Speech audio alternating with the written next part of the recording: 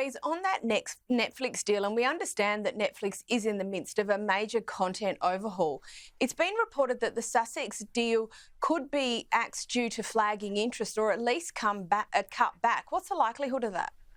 Well, I think their Netflix deal would be axed if they don't come up with the royal tidbits, the royal inside information. We know they're estranged from their source, their own family. So where will they get this information and who will believe what they have to say?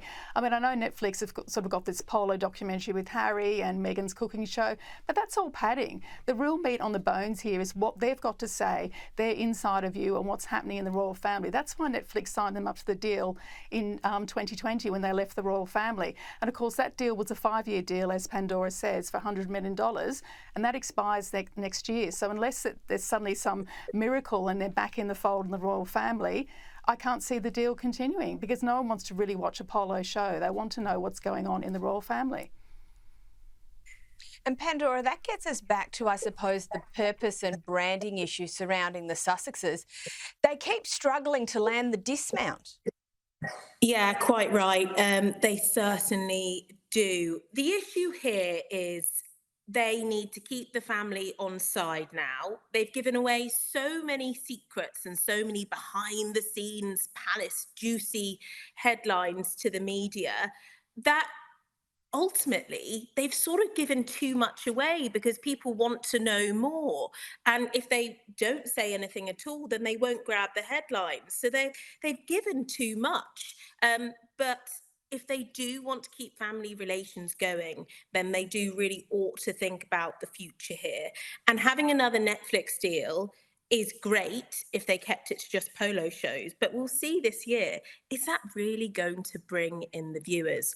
I don't think it will, personally. I know journalists will be looking at it, and perhaps if you're into polo yourself, which is a very, very niche market indeed, and very, very wealthy, which does cut off a lot of the Netflix market, then unfortunately, I'm not sure how far this Netflix deal is going to go into the future. And that's what leaves the big question mark over the Sussexes brand.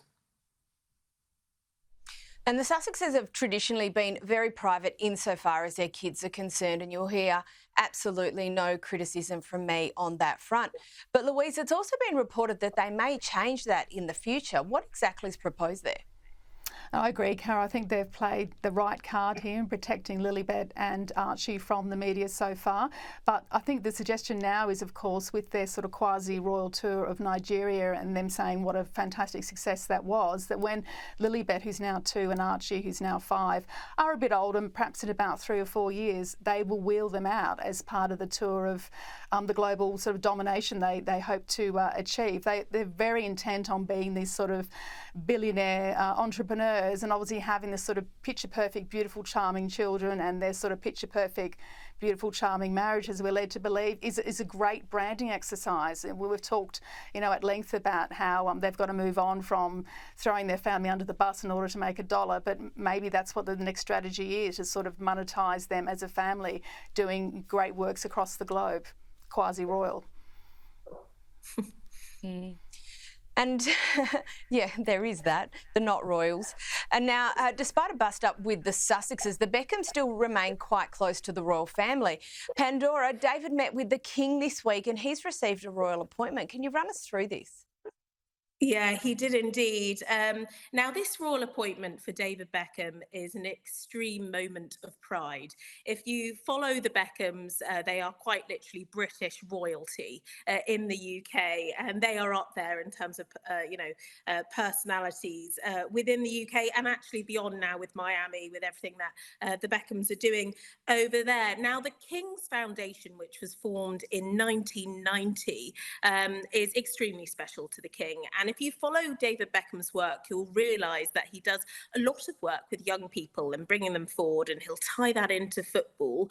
But this is such a good appointment for him because it sort of brings a bit of his own background there, where he's able to speak to young people about their future careers and where they want to go, but also bringing in his wide knowledge about the countryside, which if you follow the Beckhams on Netflix, they did a big documentary, and you can see just how much he has passion for the countryside, which ties in very well with the King.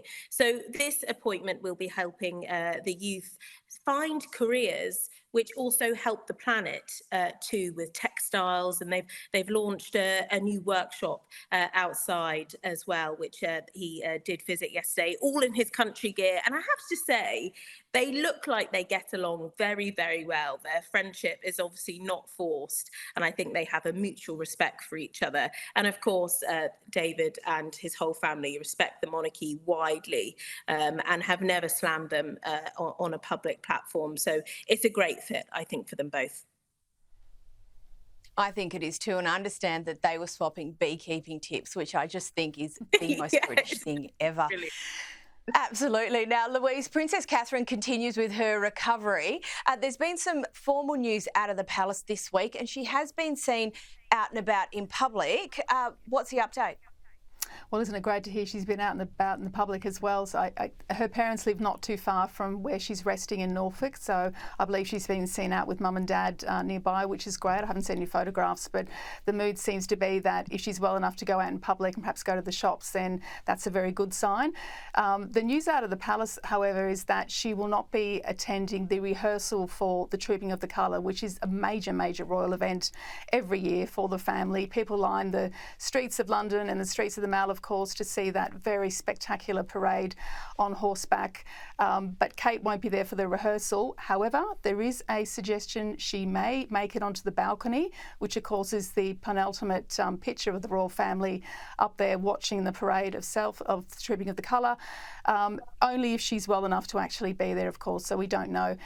You'll recall there was some confusion in March when the Army actually put out on their website that Kate would be attending the Trooping of the Colour and began to sell tickets, and very hastily had to do a reverse there when the palace said, no, we can't say. She will be well enough in March by the time June comes around. And in fact, the protocol is only for the palace to announce whether a member of the royal family will be at an event. So look, let's hope it's not just a smokescreen. Let's hope Kate is on the mend and is well enough to attend that event in a couple of weeks' time. It would be great to see her there.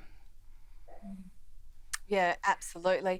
And Pandora, I've only got about 30 seconds left, but on to King Charles. He continues to manage his recovery and workload, but also has to manage Harry. We understand a secret meeting was requested. What do we know about that?